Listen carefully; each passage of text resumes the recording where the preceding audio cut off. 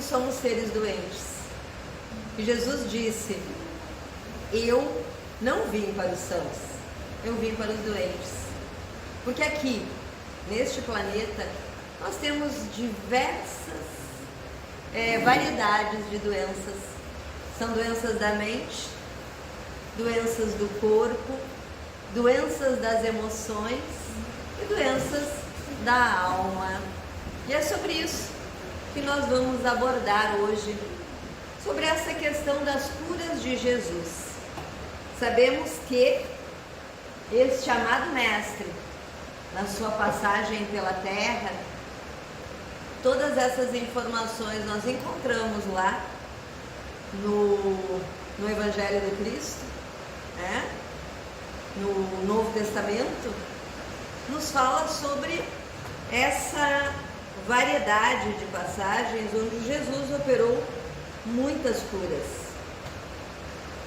No Espiritismo, a doença é vista como um processo de ajuste e aprendizado para o espírito, não como um castigo divino.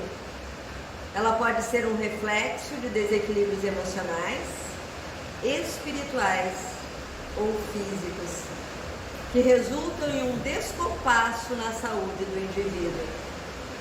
A causa das doenças reside, portanto, na própria pessoa, em suas imperfeições e escolhas passadas. Olha só, gente, é uma somatória de desequilíbrio emocional, espiritual e física. Precisamos cuidar das nossas emoções, acolher as nossas emoções. E as nossas emoções fazem parte do nosso todo. Às vezes eu tenho raiva, às vezes eu fico ressentida com inúmeras situações. Às vezes eu também tenho paixões e isso faz parte. A questão é como eu me comporto diante dessas emoções, da raiva, do ressentimento, da tristeza, das paixões. Eu preciso ter o autoequilíbrio. Eu não vou conseguir extirpar de dentro de mim, não numa encarnação ou principalmente neste planeta, extirpar totalmente essas emoções. Mas eu preciso aprender a lidar com elas. Eu preciso aprender a domar a minha raiva, para não explodir e agir no mesmo padrão vibratório da outra pessoa. Isso nem sempre é fácil. Inúmeras vezes nós resvalamos dos nossos propósitos. É necessário que então, recolhido dentro de nós mesmos, nós consigamos administrar em nós. Não importa a forma com que o outro age, importa a forma com que eu recebo e eu administro. Senti-las é padrão de normalidade, nós estamos aqui. As tristezas, eu preciso acolher a tristeza, senti-la e administrá-la. A questão é, quanto tempo eu vou me demorar nesse padrão vibratório da tristeza? Quanto mais tempo eu me demorar nesse padrão vibratório, mais eu vou desenvolver em mim doenças causadas pela tristeza. Mas eu não posso não querer senti-la. A causa das doenças reside, portanto, na própria pessoa. E aqui fala em suas imperfeições e escolhas passadas. Gente, a cada ação gera uma reação. A gente costuma dizer que as nossas ações são como bolinhas de borracha. A gente joga ela na parede e ela volta. Ela volta, às vezes, com a força duplicada, mas ela volta para nós mesmos. São as nossas escolhas. Quantas vezes nós fizemos escolhas erradas agora, que vão refletir no nosso amanhã? Ou num passado, às vezes um passado bem próximo e que estão refletindo hoje no nosso dia a dia. E às vezes são de vidas passadas. Tem também o fator das nossas imperfeições, das nossas limitações, daquilo que a gente sabe que precisa mudar, mas que é difícil, mas extremamente necessário. Para nós podermos ter esta noção, nós precisamos passar a nos conhecermos a nós mesmos. E só existe uma forma de nós nos conhecermos a nós mesmos. Nós nos observarmos através dos nossos pensamentos, dos nossos sentimentos e das nossas ações. Quando eu observo aonde que eu me demoro mais em pensamentos, em sentimentos e ações, eu começo a perceber o que eu preciso modificar em mim mesmo. É um trabalho de disciplina. Mas vamos falar um pouquinho agora sobre as passagens da Bíblia onde Jesus efetuou curas. Em João, capítulo 5, versículo 8, é uma das frases mais conhecidas do Evangelho de João. Jesus cura um paralítico que ficava lá à beira da piscina, não lembro agora o nome, mas eles acreditavam que quando as águas ferviam, os primeiros que entrassem na piscina seriam curados, né? E havia um homem que estava lá há muito tempo, há muitos anos, e ele não conseguia chegar no momento da ebulição das águas.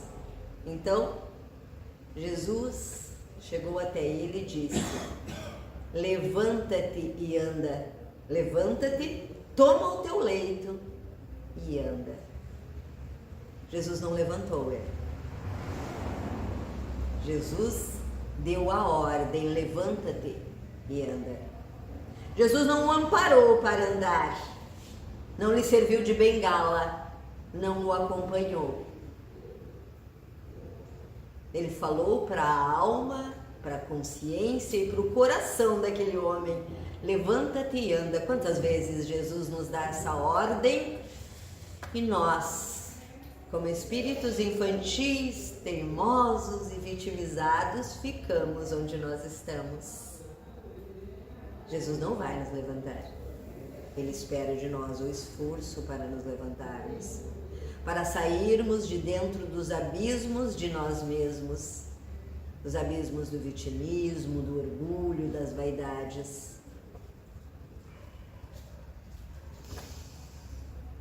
A tua fé te salvou. Marcos, capítulo 5, versículo 34. A mulher hemorrágica. Esta mulher sofria de hemorragias há muito tempo. Ela já havia ido em todos os médicos da época, gasto todo o dinheiro, as riquezas que tinha.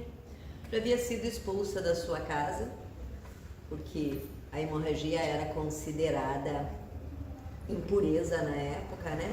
As culturas da época.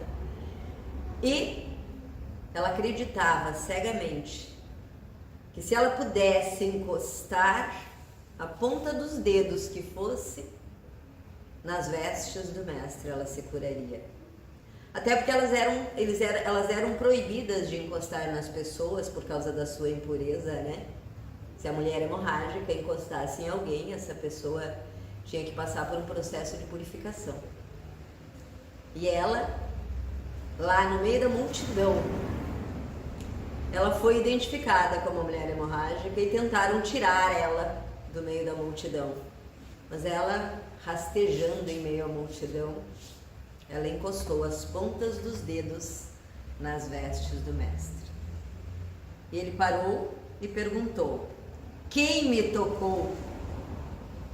Os discípulos e as pessoas que estavam ao seu redor disseram: mestre, muitas pessoas lhe tocaram. O senhor está no meio da multidão. E ele disse: não, alguém me tocou porque saiu de mim poder de cura.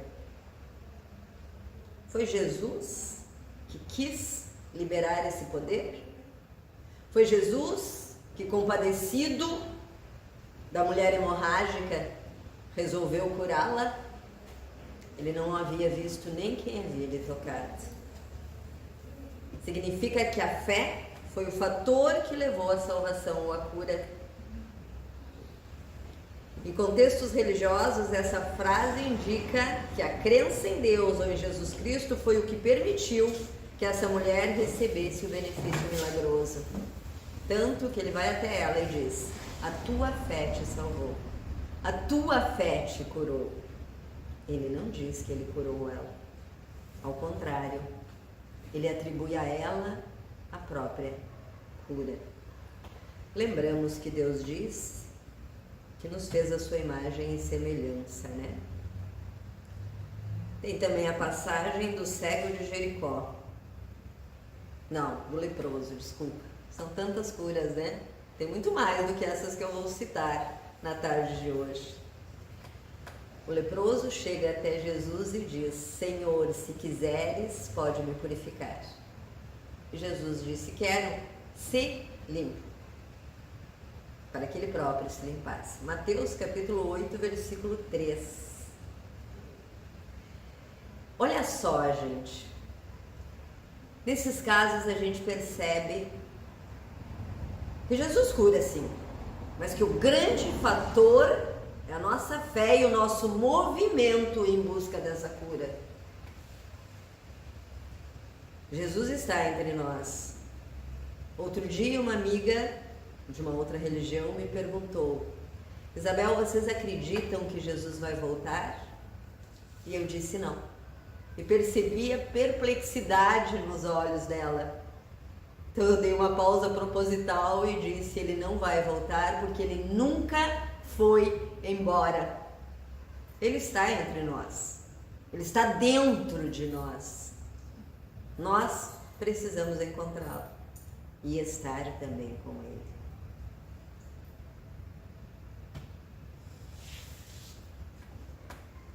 Do cego, Jesus perguntou: o que queres que eu te faça?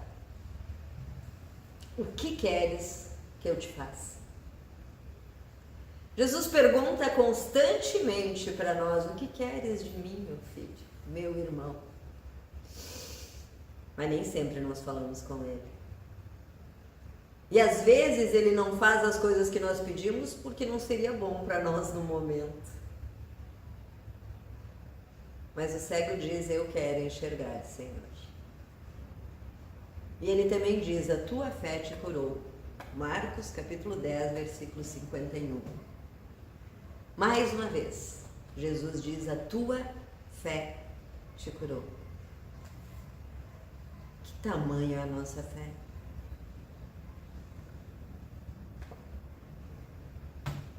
Lázaro estava morto há alguns dias. Jesus chegou lá na porta da sepultura e disse: Lázaro, venha para fora. Jesus não entrou, não pegou Lázaro nos braços, não trouxe ele para fora, ele ordenou: Lázaro, venha para fora. João capítulo 11, versículo 23. E o Lázaro veio. Quantos de nós ainda estamos presos no sepulcro de nós mesmos? Porque nós somos um sepulcro das nossas vaidades, do nosso orgulho, dos nossos medos,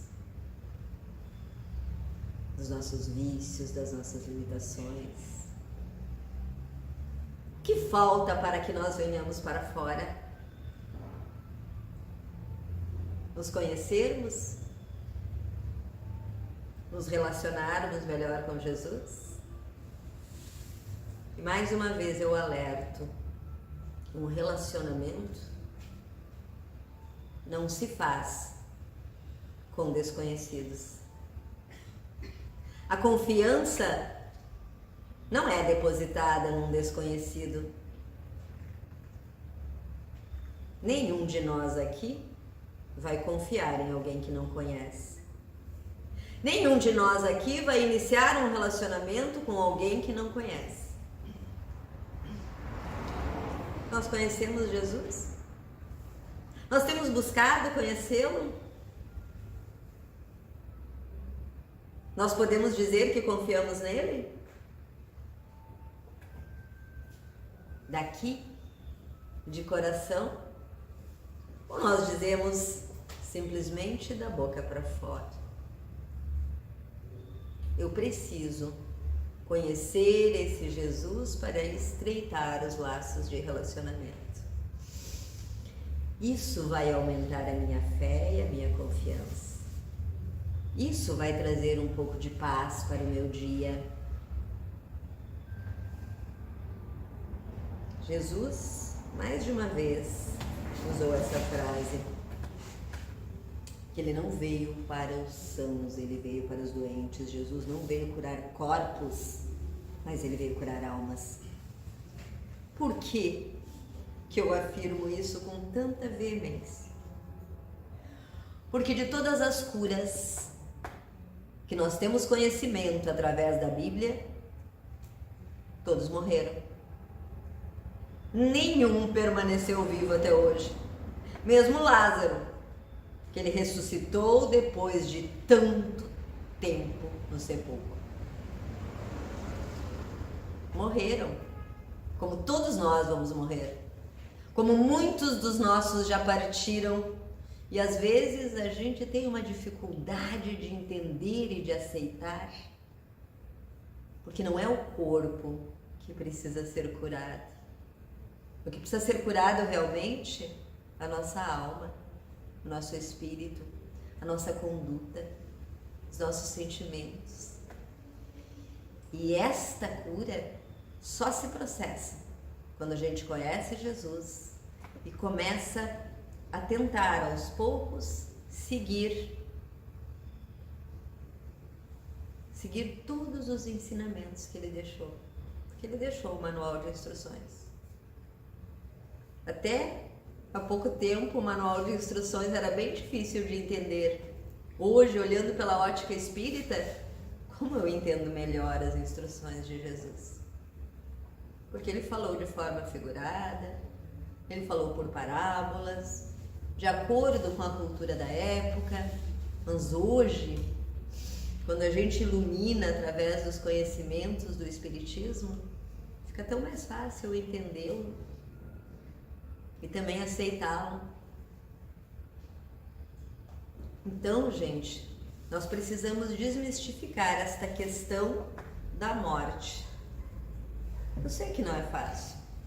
Separar das pessoas que a gente ama não é fácil, mas é o processo natural da vida. Ninguém vai permanecer por aqui eternamente. Ainda bem. Imagina quando os nossos corpos começarem a não mais atender às nossas necessidades e o nosso espírito quiser continuar por aqui, agarrado a um corpo que já não nos favorece mais. Então vamos confiar na providência divina. Haverá um tempo em que nós precisaremos partir, assim como outros partiram antes de nós. Alguns mais cedo, alguns mais tarde, uns com pouca idade, outros com mais idade, alguns muito jovens. Mas faz parte do processo reencarnatório, faz parte do processo da vida. Qual homem do meio de vocês, se o filho pedir pão, lhe dará uma pedra? Ou se pedir peixe, lhe dará uma cobra? Portanto, se vocês, apesar de serem maus, sabem dar boas coisas aos seus filhos, quanto mais o seu Pai que está nos céus dará coisas boas aos que lhe pedirem. Mateus capítulo 7, versículos de 9 a 11. Olha só, gente, ali quando fala apesar de serem maus, não é no sentido da maldade, né? Nós somos pouco evoluídos ainda, essa é que é a verdade.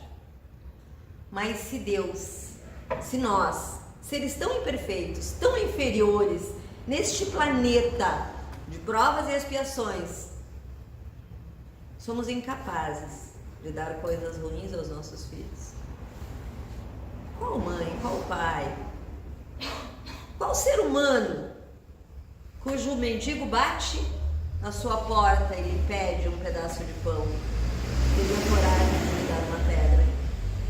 Não precisa ser nem os nossos filhos. Por que Deus nos daria pedras ou cobras ou sofrimentos ou dores? nós estamos resgatando, nós estamos aprendendo, nós estamos nos reconstruindo, porque a gente já cometeu muitos erros nas nossas vidas. Então hoje é tempo de renovação, hoje é tempo de reparar.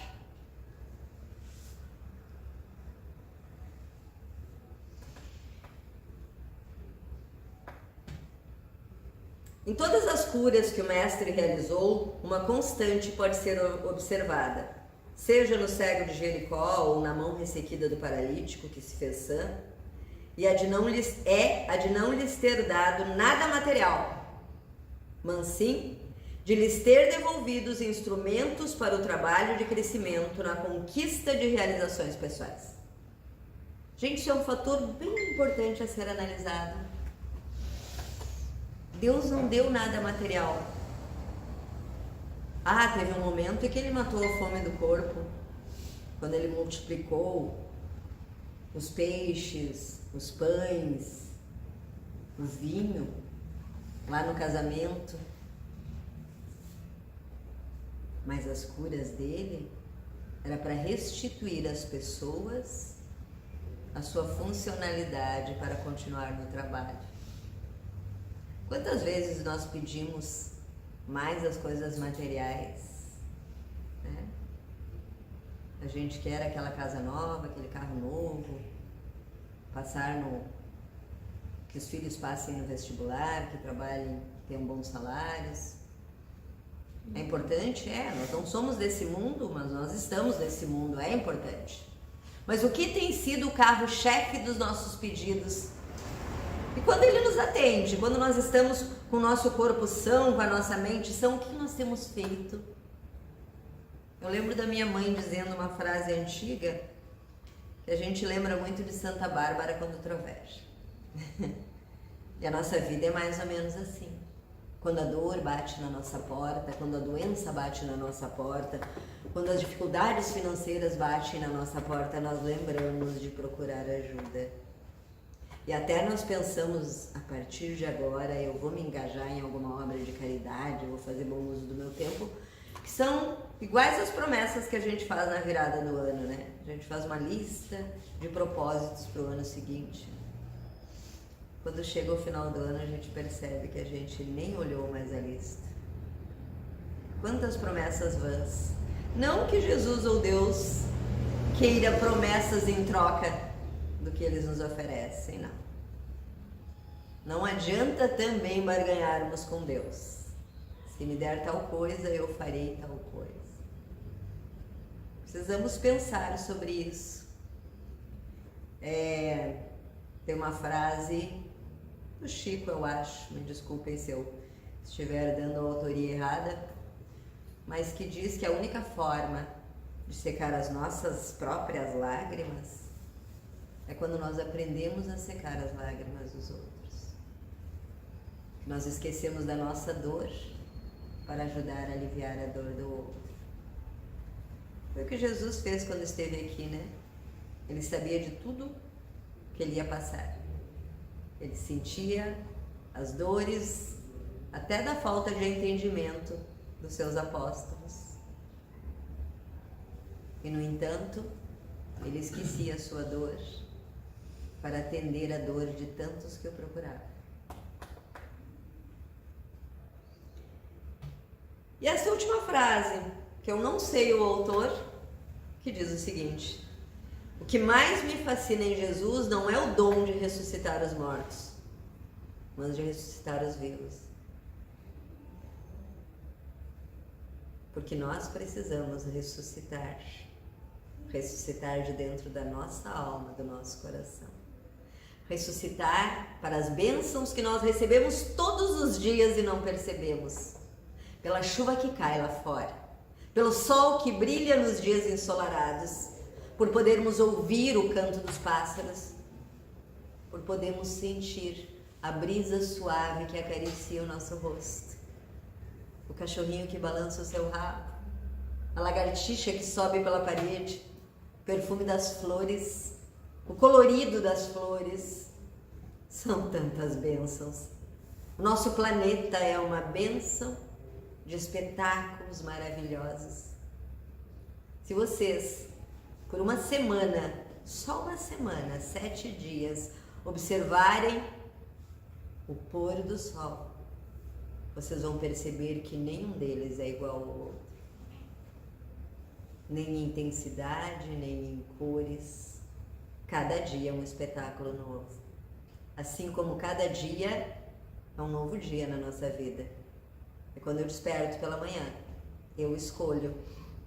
A primeira escolha que eu faço é como eu quero passar o meu dia. Daí a importância de nós começarmos com uma oração de agradecimento pela noite, de agradecimento por mais um dia por aqui. Tantos desencarnam durante a noite, né? Outra coisa importante de nós refletirmos: em qual vibração que nós adormecemos? Fizemos a nossa oração? Assistimos filme de violência? Ficamos vendo vídeos de coisas que não são tão importantes para o nosso espírito?